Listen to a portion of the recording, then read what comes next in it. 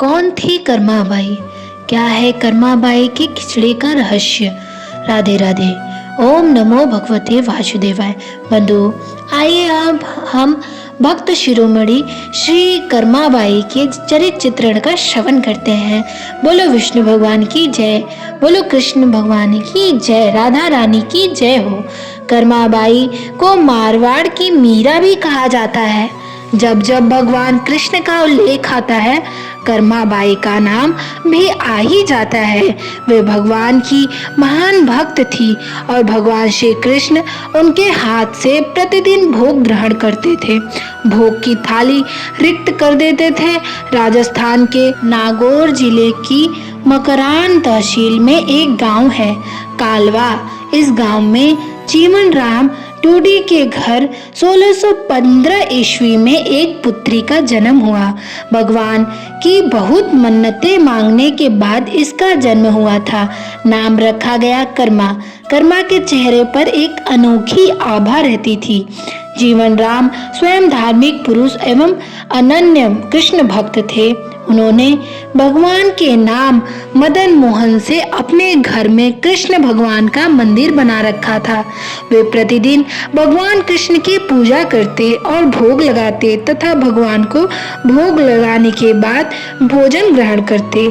यह उनके घर का नित्य का नियम था। इसी प्रकार समय बीतता गया। कर्माबाई प्रतिदिन अपने पिता को श्री कृष्ण भगवान की पूजा करते देखती थी, उनको भोग लगाते देखती। यही सब देखते सीखते कर्माबाई का बचपन बीत रहा था।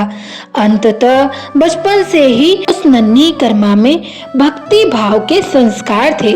इन्हीं संस्कारों के बीच पलते बढ़ते कर्मा 13 वर्ष की हो गई। एक बार जीवन राम को कार्तिक पूर्णिमा स्नान के लिए पुष्कर जाना था।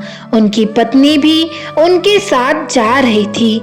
वे कर्मा को भी साथ ले जाना चाहते थे, लेकिन एक समस्या आ गई कि उनकी उपस्थिति में भगवान को भोग कौन लगाता।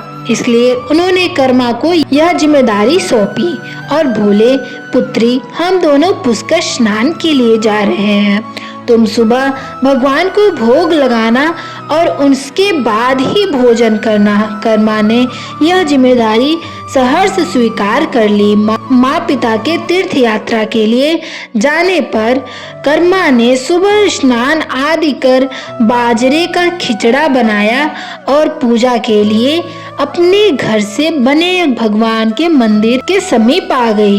भोग की थाल भगवान के सामने रखकर हाथ जोड़कर बोली, हे प्रभु, भूख लगे तो भोग लगा हुआ है, आप भोग ग्रहण कर लेना, तब तक मैं घर के और काम कर लेती हूँ। इसके बाद वो काम में जुट गई। बीच बीच में वो थाली देखने आती, लेकिन भगवान ने खिचड़ा नहीं खाया था। बहुत देर होने के बाद भी जब भगवान जी ने भोग ग्रहण नहीं किया तो उसे चिंता हुई कि क्या पता भगवान जी को खिचड़े में स्वाद न आया हो, इसीलिए ग्रहण न कर रहे हो। इसमें घी की या गुड़ की कमी रह गई क्या?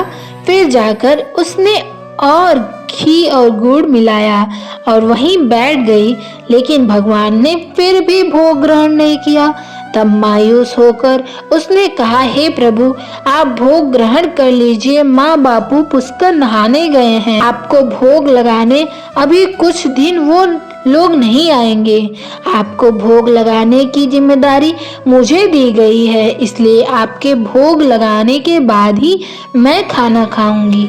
परंतु भगवान जी ने फिर भी भोग ग्रहण करना शुरू नहीं किया। फिर कर्मा उनसे शिकायत करते हुए बोली, माँ पिताजी जब भोग लगाते हैं तब तो आप भोग ग्रहण कर लेते हैं, फिर आज क्यों भूखे बैठे हैं? इतनी देर हो गई, खुद भी भूखे हैं और मुझे भी भूखा रखा है।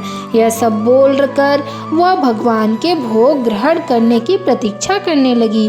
परंतु यह क्या, अब तो सुबह से दोपहर समाप्त हो शाम हो चली थी। भूखी कर्मा अब रुआंसा हो गई और दुखी हो रोते हुए बोली, हे भगवान जी, आप ग्रहण कर लीजिए भोग, अन्यथा मैं भी भूखी ही रह जाऊंगी।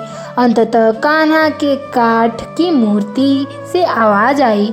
कान्हा बोले, कर्मा, तुमने पट बंद किया ही नहीं, तो मैं भोग ग्रहण कैसे करूं? यह सुनकर कर्मा ने पट खींचकर ओट कर दी। भगवान श्री कृष्ण ने खिचड़े का भोग ग्रहण किया और थाली पूरी खाली हो गई। कर्मा ने पलट कर देखा तो भोग की थाली में भोग नहीं बचा था। तब कर्मा बोली, भगवान जी, इतनी सी बात थी तो पहले बता देते, खुद भी भूखे रहे और मुझे भी भूखा रखा। इसके बाद कर्मा ने खिचड़ा खाया। अब तो प्रतिदिन कर्मा खिचड़ा बनाती है और भगवान जी को भोग ग्रहण करने आते हैं। इसी बीच उसे लगने लगा कि उसे सबसे पहले भगवान को भोग लगा देना चाहिए, क्या पता उन्हें जल्दी भूख लग जाती हो। साफ सफाई नहाने धोने के कारण भगवान के भोग में देर हो जाती है। फिर वह सबसे पहले उठकर भोग बनाती और प्रभु को भोग लगा देती, फिर अपने दिन भर के काम करती। कुछ दिनों बाद उनके माता पिता तीर्थ से लौट आए। ते ही पिता ने अपनी लाडली पुत्री से पूछा, पुत्री, तुमने किसी भी दिन भगवान को भूखा तो नहीं रखा?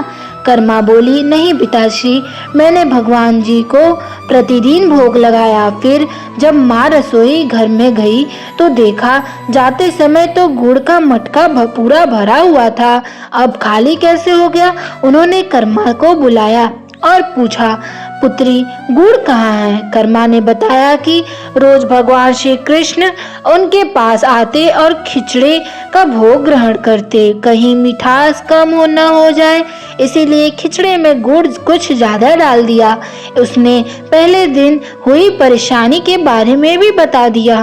कर्मा ने कहा, भगवान जी ने बहुत देर तक ग्रहण ही नहीं किया था भोग, फिर पट बंद करने पर किया। यह सुनकर माता पिता चकित रह गए। वे जिन ईश्वर के आशीर्वाद हेतु इतनी दूर तीर्थ यात्रा पर गए थे, जिन्हें पाने के लिए लोग न जाने क्या क्या करते हैं, कहाँ कहाँ ढूंढते हैं, वे भगवान उनकी बेटी के हाथ से उनके घर में खिचड़ा खाते हैं, यह कैसे संभव है?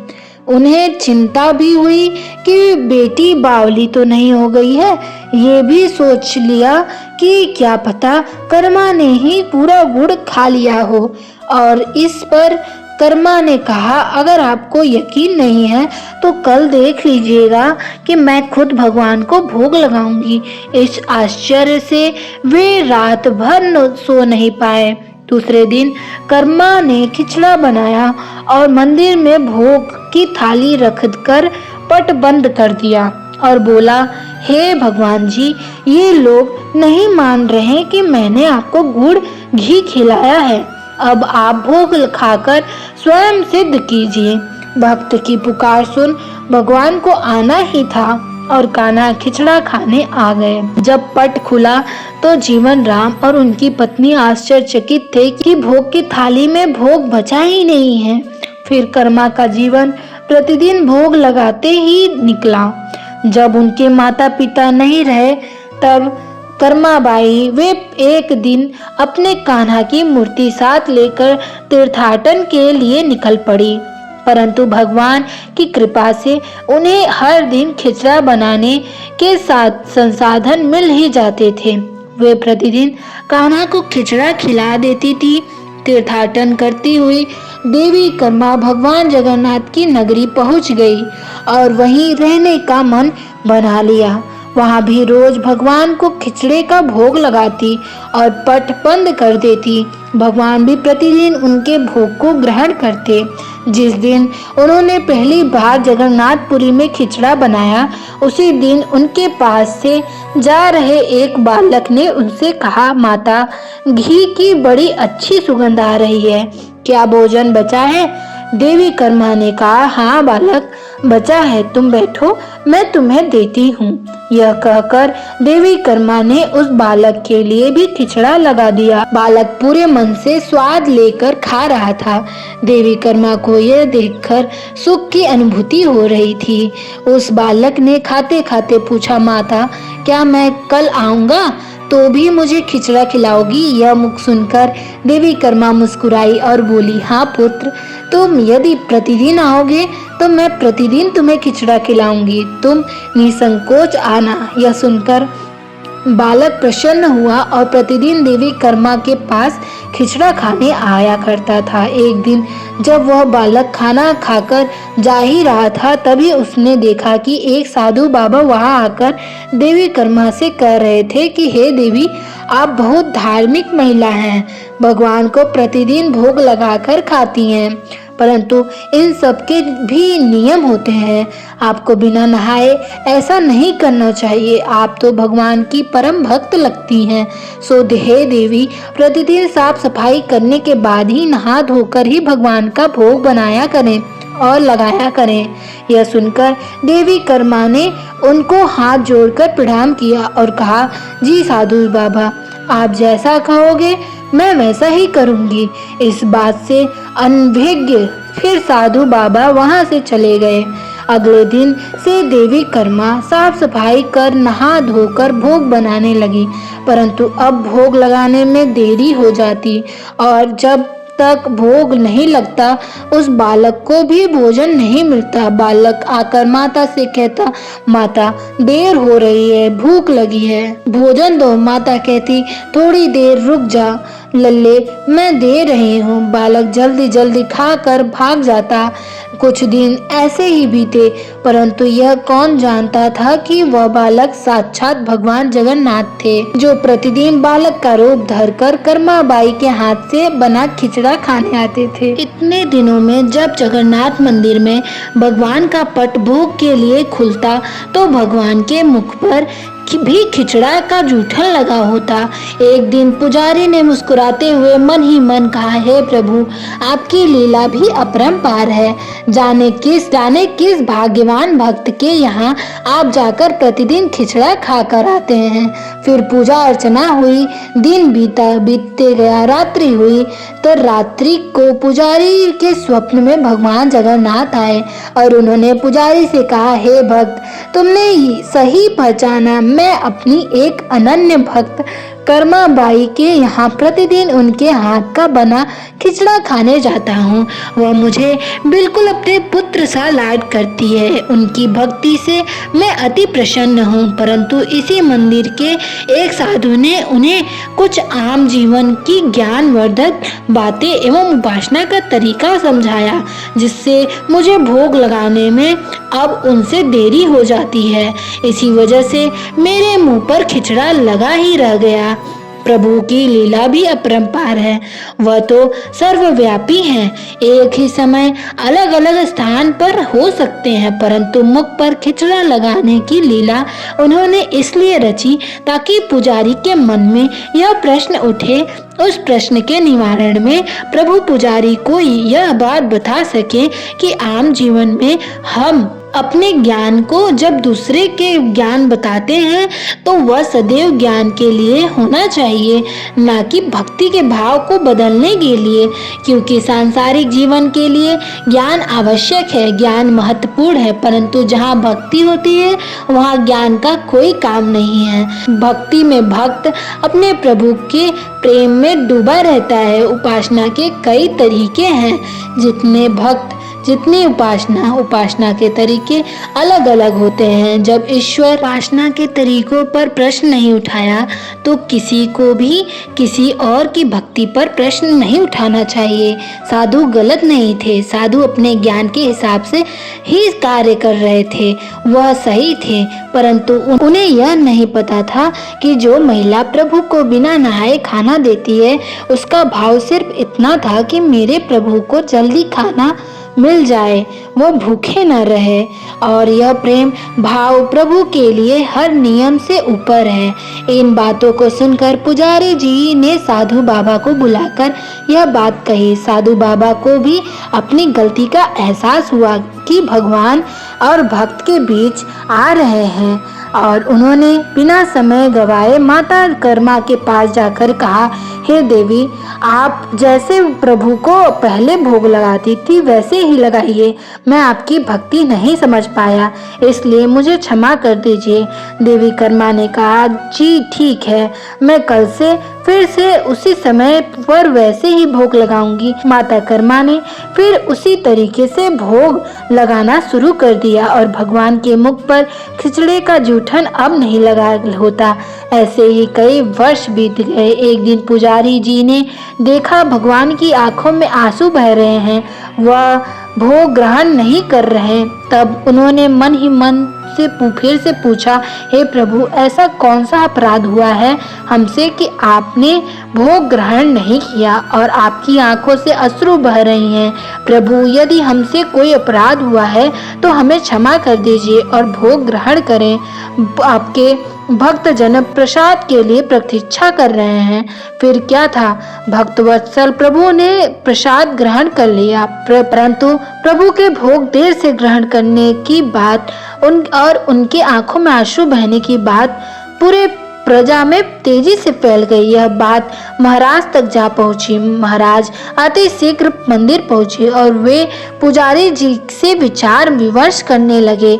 फिर उन दोनों ने भगवान के पास हाथ जोड़कर विनती की, हे प्रभु, कृपया हमें बताइए कि इस बात का क्या संदेश है। रात्रि पहर जब वह सो रहे थे तब भगवान राजा के स्वप्न में आए और उन्होंने कहा कि मेरी एक अनन्य भक्त थी कर्मा बाई, जो प्रतिदिन मुझे खिचड़े का भोग लगाती थी और मैं प्रतिदिन उनके यहाँ बालक रूप में जाकर खाया करता था। परंतु आज उन्होंने अपने अंतिम श्वास लिए और मुझ में सदैव के लिए लीन हो गई। अब मुझे बालक की तरह प्रेम कर कौन खिचड़ा खिलाएगा। यह सुनकर महाराज ने स्वप्ने में ही भगवान से कहा कि हे प्रभु, आज से प्रतिदिन आपके भोग में कर्माबाई का खिचड़ा ही चढ़ेगा। यही सपना उन्होंने अपने दरबार में सुनाया और उसी दिन से भगवान जगन्नाथ के भोग में कर्माबाई का खिचड़ा भी चढ़ने लगा। यह थी भक्त कर्मा जी की अनन्य कथा और उनके खिचड़े से जुड़ी प्रभु की लीला।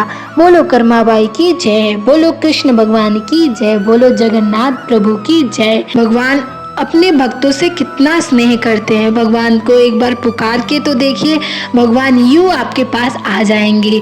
भगवान को हमेशा स्मरण कीजिए, उनके नाम मात्र में ही अपना जीवन व्यतीत कर दीजिए, क्योंकि वो श्री कृष्ण ही हैं जो आपको समझते हैं। आप में कितनी क्षमता है, आप में कितना ज्ञान है, वो नहीं देखते, वो सिर्फ आपका प्रेम देखते हैं। तो कृपया अपने प्रेम से ही श्री जगन्नाथ जी को भोग लगाएं और उनके नाम का उच्चारण करें। भगवान श्री जगन्नाथ की कृपा आप सब पर बनी रहेगी। भक्तों, पता नहीं क्यों ये कहानियाँ पढ़ते हुए मेरे आंखों में भी अश्रु आ जाते हैं। क्या आपकी आंखों में भी अश्रु आते हैं? कमेंट में ज़रूर बताइएगा। और भगवान विष्णु की कृपा सदा ही आप पर बनी रहे। इस चैनल पे नए हैं तो इस चैनल को सब्सक्राइब करें और वीडियो को लाइक करना न भूलें। बोलो विष्णु भगवान की जय। ओम नमो भगवते वासुदेवाय।